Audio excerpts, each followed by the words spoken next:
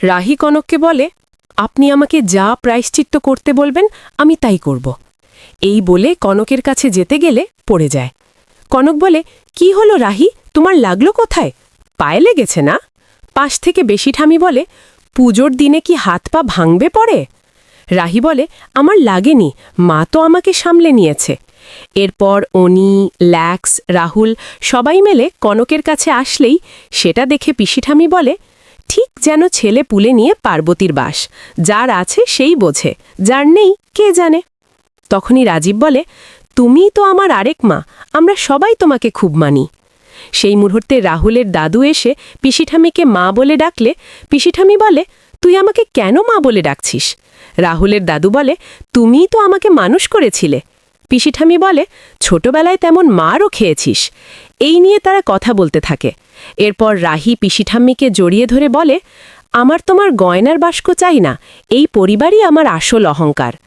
কথায় কথায় কনক বলে, তোমাকে তো শাড়িটা বদলাতে হবে, সবাই গিয়ে চেঞ্জ করে এসো যাও। ওদিকে তিতলি আপন মনে বলে, দিদিভাইয়ের সঙ্গে রাহুলের মিথ্যে বিয়েটা যে করেই হোক ভেঙে দিতে হবে। রাহুলদের যা টাকা, একবার রাহুলের রাগ ভাঙাতে পারলে বিদেশে সেটেল হয়ে যেতে পারবো। এদিকে রাহি সুন্দর করে সেজেগুজে তৈরি হয়ে নিলে রাহুল রাহির দিকে তাকিয়ে থাকার সময় পাঞ্জাবির বোতাম হারিয়ে যায়। রাহুল বলে, এখন এমনিই তাড়াহুড়োর সময় বোতামটা কোথায় হারিয়ে গেল? এ কথা শুনে রাহি বোতামটা খুঁজে দিয়ে পাঞ্জাবির সাথে সেলাই করে দেয়। তখনই রাহির হাতে সূচ ফুটে গেলে রাহুল রুমাল দিয়ে রক্তটা মুছিয়ে দেয়। সেই মুহূর্তে অনি আর মিমো এসে বলে, তোদেরকে পিসিঠাম্মি নিচে ডাকছে। এই বলে তারা চলে গেলে রাহুল রাহির হাতে অয়েলমেন্ট লাগিয়ে দেয়। অন্যদিকে ঠাকুরমশাই এসে পুজোতে বসে পড়ে। তার মধ্যে রাহির বাড়ির সবাই এসে উপস্থিত হয়। ঠিক তখনই রাহুল আর রাহি নিচে আসে।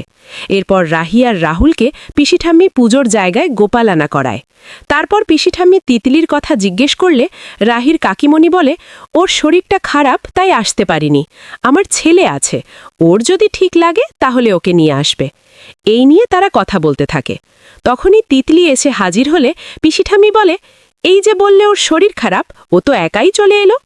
আর তিতলির হাতে মুঠে কালশিটে দাগগুলো দেখে পিসিঠাম্মি বলে, তোমার হাতে পায়ে ওগুলো কি কেউ মেরেছে নাকি?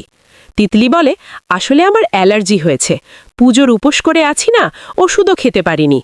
পিসিঠাম্মি বলে, কত ভক্তি। এরপর তিতলি ইচ্ছে করে মাথা ঘোরার নাটক করে পড়ে যায়।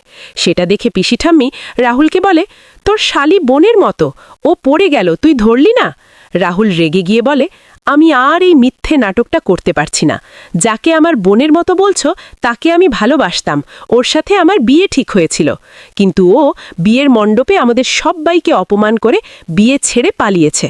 পিসিঠাম্মি বলে, তাহলে ওই মেয়েটাকে? রাহুল বলে, সেটা ওকেই জিজ্ঞেস করো। রাহি বলে, আমার যার সাথে বিয়ে ঠিক হয়েছিল সেও একটা ফ্রড, আমারও বিয়ে সেই মণ্ডপেই ভেঙে গিয়েছিল।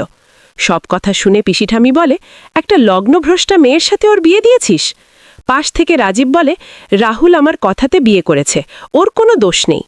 পিসিঠাম্মি বলে, এক্ষুনি এই লগ্নভ্রষ্টা মেয়েকে বাড়ি থেকে বের করে দে। হঠাৎ করে রাহুল না বলে উঠলে পিসিঠাম্মি বলে, কি না করছিস? তখনই রাহুলের কল্পনা ভেঙে যায়। এরপর রাহি তিতলিকে বলে, আমার হাতটা ধরে ওঠ। তিতলি বলে, খুব ব্যথা করছে, আমি উঠতে পারবো না। তখনই রাহুল বলে, আমি বুঝতে পারিনি, সরি।